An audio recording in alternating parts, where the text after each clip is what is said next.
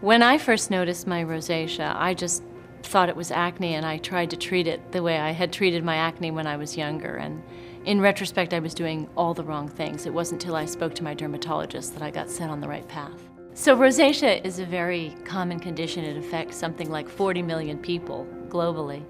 But a very small percentage of those people know that they have rosacea because they've never been formally diagnosed by a doctor. And in my case, I just kept working and scrubbing and trying to make it better, and everything I would do would make it worse. It wasn't until I was 42, 43 that I went to see a dermatologist about a suspicious mole that I had on my back.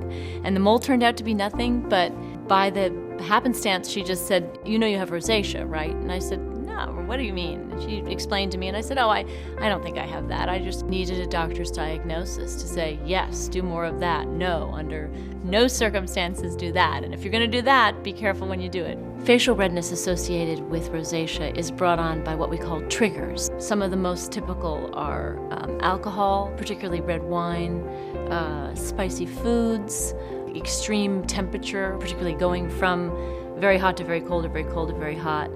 Since I've been diagnosed, I really know what to do to create the best conditions to minimize my rosacea flare-ups. The skincare regimen that I was using was completely wrong for a person with my condition, and sure enough, in a week or two, my skin was completely transformed. I lost the redness, I lost the breakouts from the redness, and I was amazed.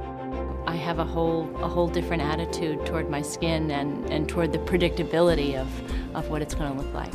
I wanted to be involved in the Act on Red program because I wanted to bring people awareness of rosacea that didn't have it. I feel that if someone had told me 7 or 8 years earlier that I had rosacea, I would have saved myself a whole world of trouble. The Act on Red website has a really wonderful amount of information on it, whether it's patients talking about their own experience with the facial redness and their struggles with it, as well as doctors speaking about it in a more in-depth scientific way. It's a thing that there are some really very simple, very effective things that you can do once you're diagnosed.